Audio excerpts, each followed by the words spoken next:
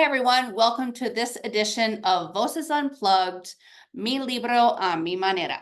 My name is Jen Degenhardt, and I am the author of Chucho Tenengo, this book I would like to talk with you about this afternoon. Okay, this book takes place in Guatemala, one of my favorite places on the entire earth, and it is about, as you can tell from the cover, dogs. Chucho in Guatemala is a street dog. And unlike perhaps here in the United States, where stray dogs and street dogs are not really tolerated, they are not only tolerated, but well cared for in Antigua, Guatemala, and in the rest of the country. So I thought to write this story to engage everyone in a little bit of Guatemalan culture, not only about the dogs, but the culture of the people as well. And really, who doesn't love dogs? So here we go on a story about dogs in Antigua, Guatemala. Chucho Tenengo, by the way, means the place of the dogs. Like I said, Chucho means street dog, and Tenengo comes from the Nahuatl, meaning the place of. So let's start from the beginning of the story. It doesn't start with a dog. Of course it doesn't. So in the start of the story, we meet Uno the cat. Uno is a big white cat. He is not fat, but he's big. He's a very big cat. And he is all white with white whiskers, with yellow eyes, and a pink nose. See where I'm going with this with the colors? This is level 1. So Uno lives in a beautiful home in Antigua, Guatemala, with so many plants, a lovely patio, 2 dogs, and a sister cat. The sister cat is named Dos. The sister cat is not nearly as courageous as Uno. We'll find out about Uno, a little bit more about Uno in just a second. And the 2 dogs, well, they were formerly street dogs, but now they have really taken to living in the house and being fed and being walked and not having to worry about where their next meal is coming from. So in this story, we learn that Uno is, well, he's a bit of a baddie. He's a dirty stay out. Because of the way the architecture is at the house where Uno and the pets live, Uno is able to escape at night. He climbs up onto the roof and he crawls all the way over and he sort of slinks over there to the neighbor's house. Uno is a thief. Uno steals pens. Uno steals little pieces of paper. Uno even steals underwear from the neighbors, which makes it very, very uncomfortable and awkward for Uno's owner to have to return.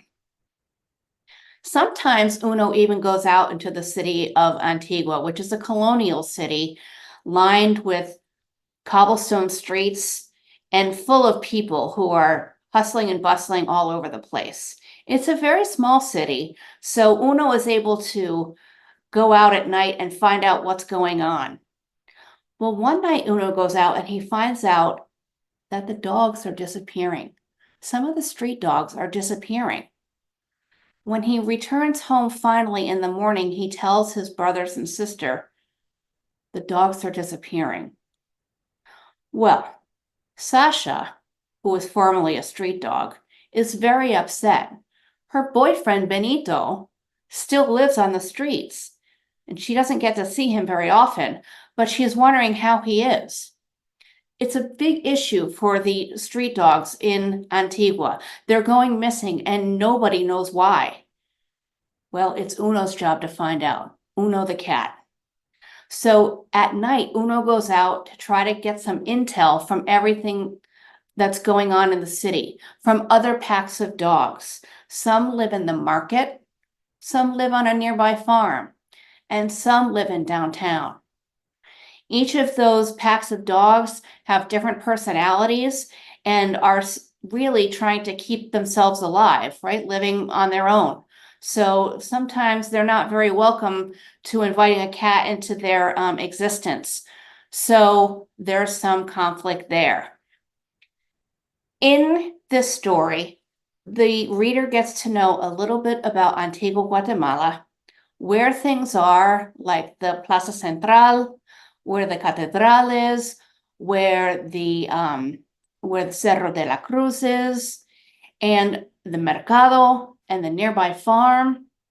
It's really important for me as a teacher to make sure that students know about prepositions of location and the cardinal directions. As a college instructor, I can't tell you enough that students need to be reminded often, okay, all the time, about cardinal directions. So included in this book, see if I can turn the page without wrecking this here, is a map. Okay, a map where you can have students find places where things are. Where is Cerro de la Cruz? Where is the market? Where is the farm? And are they close by? Is it near to where the pack of dogs lives in the city?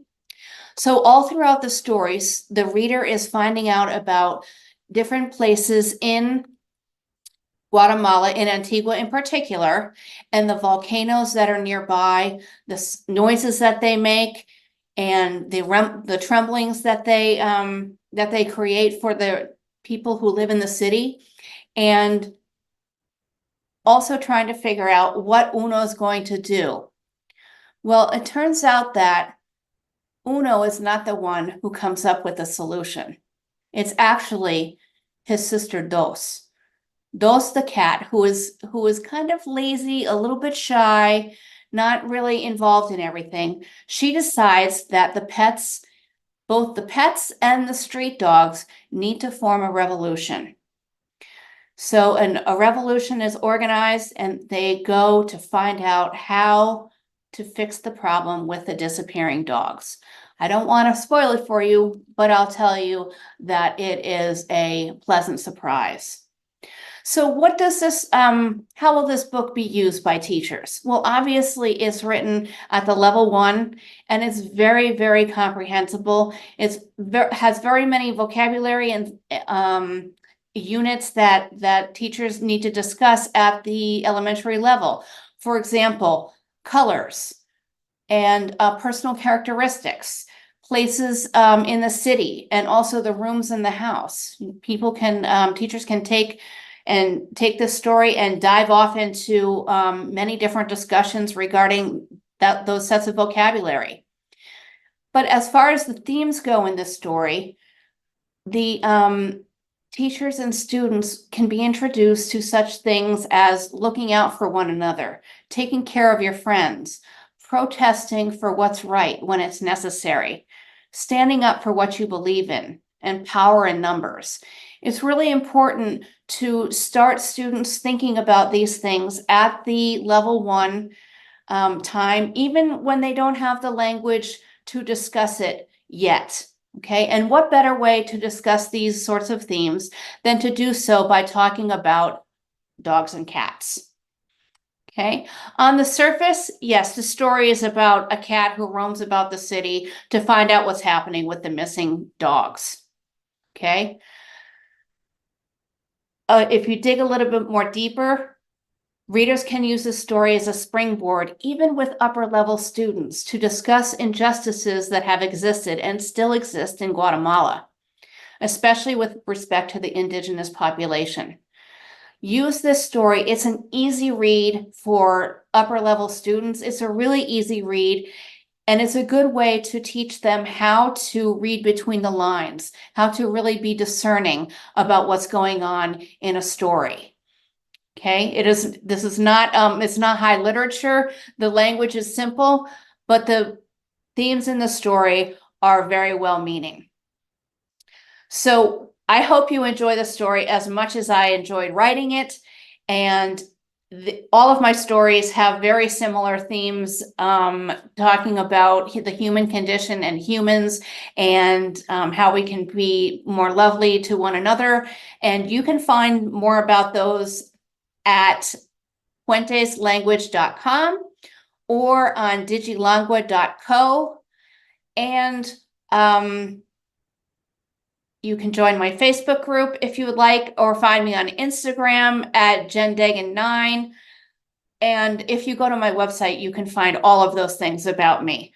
So thank you very much for joining me this afternoon on Voces Unplugged, Mi Libro a Mi Manera. I hope to see you soon, and thanks so much for listening.